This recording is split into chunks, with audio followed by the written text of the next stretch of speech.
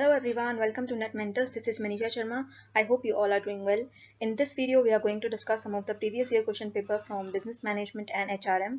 And if you have not seen the previous video, then I have uploaded Theories of Motivation. There are two parts. You'll find it in the I button, so you can go and watch those videos. So without any further delay, let's begin with the video. Number one question is, who coined the term collective bargaining? You have to identify the propounder of collective bargaining. So your correct answer is answer number 4, option number 4, Sidney Webb and Beatrice Webb. These two people propounded the term collective bargaining. Now what is collective bargaining? As the term bargaining indicates negotiating something. So collective bargaining basically means through which employers and their organization and trade union can establish fair wages and working conditions. There needs to be some agenda, right? So like wages, working time, training, occupation health, safety and other equal treatment. Who is going to take initiative of that? So it is through collective bargaining that the trade unions and your labor unions, they find these objectives and they negotiate at a collective agreement that regulates terms and condition of employment. I hope this is clear. Second question is, which type of defense mechanism is used by a person when he gets angry at his child or spouse between he had a bad day at work? So you have to identify the defense mechanism from this option. Is it denial, repression, projection, displacement, or regression? The correct option is your displacement. Now, there are three ego states: parent, adult, and child. So, in this question, it is asking what type of defense mechanism is used by a person when he gets angry at his child. Now, first we will look at all the defense mechanism techniques and we will understand how we arrived at this correct. So, in the option, the correct option is displacement. And why? Because it implies satisfying an impulse or aggression with a substitute object. So who is the substitute object? Who is the substitute object here? So if I had a bad day at work, हूँ मतलब मैं किसको बोलूँगी जाके घर पर? जो भी मेरे सामने आ जाएगा, मेरे family members, right? So someone who is frustrated by his or her boss at work, go home and kick the dog, और अपने partner को कुछ बुरा भला बोल देना या अपने बच्चे को मारना पीटना, something like that, you know. So that's why the correct option is displacement.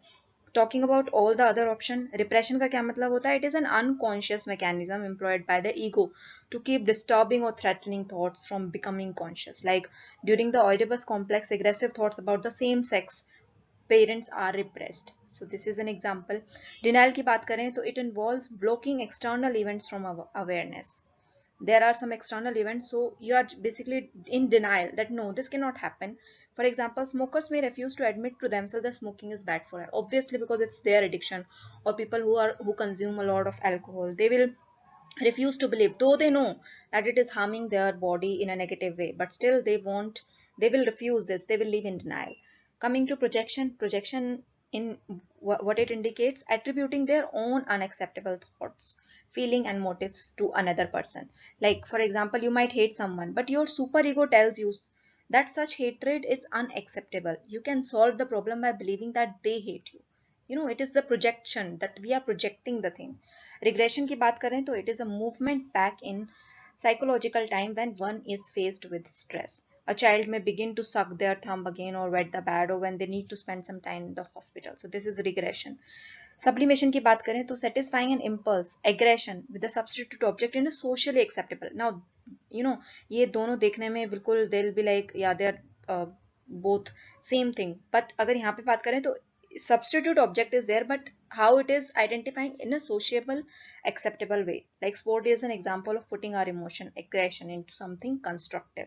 So this is some, यहाँ पे हम बात करें तो यहाँ पे there is negative outcome of this because your family member didn't deserve your anger. लेकिन यहाँ पे बात करें तो it is needed because in sports it is needed to come at an constructive outcome. So aggression is needed. So this is the difference between displacement and sublimation. I hope this is clear.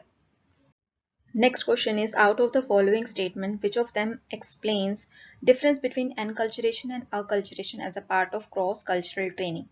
So what are the options? A, Enculturation refers to the process of learning and adopting host cultural norms, and acculturation is a process of learning on our native culture. And B option is enculturation is an anthropological term used for socialization like acculturation. And then third is both term refer to the process of learning through social interaction. Enculturation refers to the process of learning our own culture, and accultural refers to the process of learning host cultural norms. So basically cross cultural training के दो part होते हैं. So we have to identify which option is correct.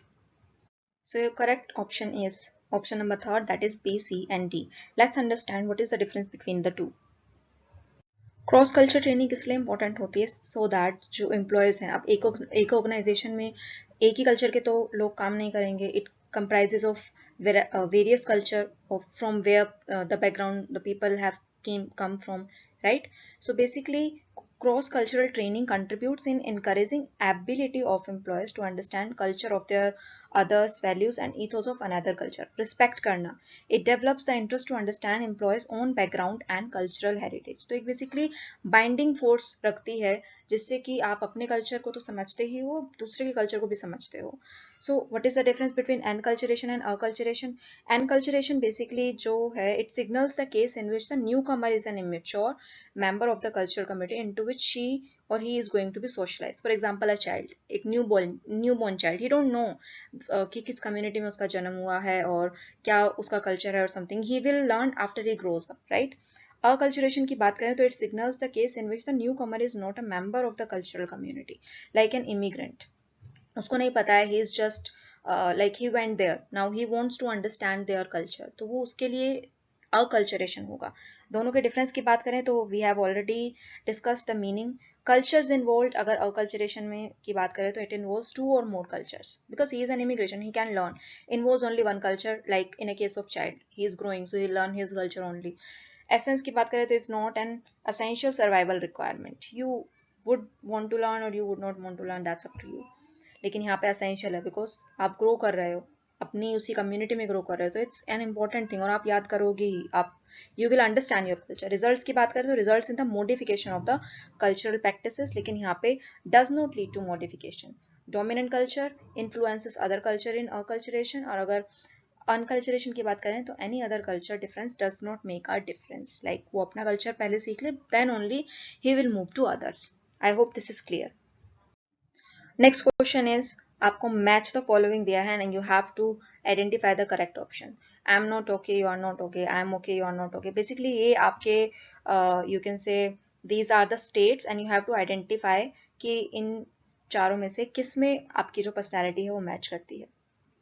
So your correct option is option number 1. These are the types of personality, transactional analysis as a theory of personalities, and these are your ego states. कितने type की ego states होती हैं आपके? 3 type की, parent, child and adult. और ये basically आपको identify करना है कि ये जो आपके पोजीशंस हैं जो इसमें दी हुई है स्टेटमेंट, इसमें से कौन सा आपका जो पर्सनैलिटी है उसके अंदर आता है, राइट? सो अगर हम आई एम नॉट ओके की बात करें and you are not okay, तो it comes with withdrawn. I am okay, you are not okay. I am okay, you are not okay. It comes with task obsessive. And C, I am okay, you are okay. That means it comes under confronting. That मैं अपने आप को confront कर रही हूँ, मैं ठीक हूँ तो you are also okay. I am not okay, you are okay. That is dependent. So ये आपके basically मैंने यहाँ पे chart बना के रखा है. So you can read this and you can understand. Like these are the ego states, these are the basic need. अगर हम पेरेंट की बात करें तो they are regulating, nurturing and love, care, power. So adult की बात करें तो rationality that comes in them, and child की बात करें तो is adaptive that is approval that comes under them. And reactive की बात करें इन सभी पर्सनैलिटी में तो क्या क्या इनके रिएक्टिव जो है पर्सनैलिटीज होती हैं, तो safety, withdrawn, aggressive, confronting and intropunitive. So these are all the personalities and ego states that you can remember. I hope this is clear. Next question is, arrange the following legal enactments in India in the chronological order from the first to the last. Basically आपको बताना है कि इनमें से कौन से act जो है सबसे पहले आया एंड उसी के इंक्रीजिंग ऑर्डर में आपको सारे एक्ट जो है वो अरेंज करने हैं. So your correct option is option number second BAECD। तो मिनिमम वेजेस एक्ट सबसे पहले आया था 1948 में, फिर mines act 1952, apprentices act 1961, payment of gratuity act 1972 and child labour prohibition and regulation act 1986। So this will be your correct option. This question is related to assertion and reasoning और ये आपके theories पे based है। ये आपकी content theory है हर्ट्जबर्ग की। तो आपको देखो ऑप्शन में जो है ये भी दे सकते हैं कि कौन सी इसमें से कंटेंट थियरी नहीं है या कौन सी इनमें से कंटेंट थियरी है। तो आप एक बार मेरी वीडियो जो मैंने बनाई है 2 वीडियोस पूरा कवर्ड है, उसमें आपकी कंटेंट एंड प्रोसेस थियरीज बिल्कुल अच्छी तरीके से। तो आई बटन में से आप एक बार जाना और उसको गो थ्रू कर लेना। एंड इसमें क्या कह रहा है असर्शन हमारा, अकॉर्डिंग टू हर्ट्जबर्ग प्रिवेंटिंग और reducing dissatisfaction as at work is not as same providing satisfaction. Under the two-factor theory, job satisfaction and dissatisfaction are two different aspects of work motivation. बिल्कुल दोनों true हैं और reason जो है आपके assertion को explain भी कर रहा है। राइट, हर्ट्जबर्ग ने 2 चीजें बोली थी कि जॉब डिससेटिस्फेक्शन होता है और एक होता है जॉब सेटिस्फेक्शन। तो आपके 2 मतलब फैक्टर्स होते हैं, एक मोटिवेटिंग फैक्टर्स होते हैं और एक आपके होते हैं हाइजीन फैक्टर्स। तो अगर हाइजीन फैक्टर्स प्रेजेंट ना हो तो उससे आपको जॉब डिससेटिस्फेक्शन हो सकता है, तो इसलिए प्रिवेंट करता है वो जॉब डिससेटिस्फेक्शन को। While coming to motivating factors, तो अगर वो प्रेजेंट ना हो, आपको अगर इंक्रीमेंट ना मिले, आपको बेनिफिट्स ना मिले, फ्रिंज बेनिफिट्स और एनीथिंग, आपका पे जो है वो ठीक ना हो, तो उससे आपको बेसिकली डिससेटिस्फेक्शन, जॉब सेटिस्फेक्शन नहीं होगी। ठीक है, तो मोटिवेटिंग फैक्टर्स की बात करें तो वहाँ पे जॉब सेटिस्फेक्शन की बात है और यहाँ पे जॉब डिससेटिस्फेक्शन की बात है। तो बिल्कुल ठीक कह रहा है इसमें, तो इसलिए आपका जो करेक्ट ऑप्शन हो जाएगा it will be option number A. Both A and R are true and R is the correct explanation of A. Next question is related to human relation approach, which was given by Elton Mayo. Now, what this question says, the human relation approach rejected the Rebel hypothesis by giving which of the following argument. तो Rebel hypothesis को reject करा था Elton Mayo ने, तो कौन सी इसमें से basically statement को उन्होंने एक basis लिया था इस argument को रिजेक्ट करने के लिए। तो the workers does not work for money only. A worker operates in a techno-economic system with no room for emotions. Authoritarian style of leadership is more productive. Individual pays attention to self-achievement irrespective of informal group norms. So, correct option है आपका answer number 1. That is, the worker does not work for money only. Now, why he did that? He criticized the so-called rebel hypothesis that social order requires hierarchical control.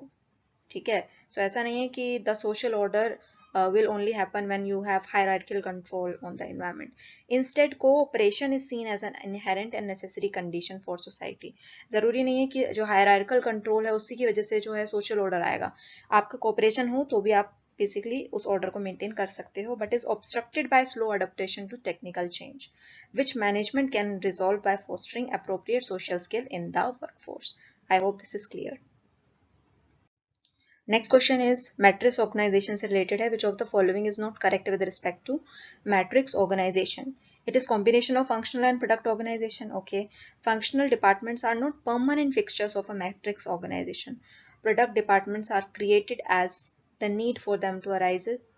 And then fourth option is team members have functional home when they are not needed on a project.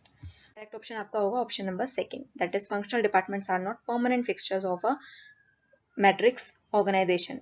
But it is a combination of functional and product organization. So how can it not be like the permanent fixtures of a matrix organization? That's why it's the correct option. Matrix organization की बात करें तो it is an organization structure in which some individual report to more than one supervisor or leader and the relationship described as solid line or dotted line reporting. तो इसीलिए इसको हम project structure और functional structure का यहाँ पे product और project दोनों चीज़ें वैलिड हैं, तो इन दोनों का बेसिकली मिक्सचर मानते हैं। तो मेन ऑब्जेक्टिव क्या होता है इसका, is to secure a higher degree of coordination than what is possible from conventional organisation structure such as the line and staff की बात करें तो the routine thing that goes वो सेम चलती है क्योंकि वो ओल्डेस्ट फॉर्म है ऑर्गेनाइजेशन। लेकिन मैट्रिक्स ऑर्गेनाइजेशन में एक ही सबऑर्डिनेट को काफ़ी सारे सुपरवाइजर जो हैं दे कैन लाइक लीड।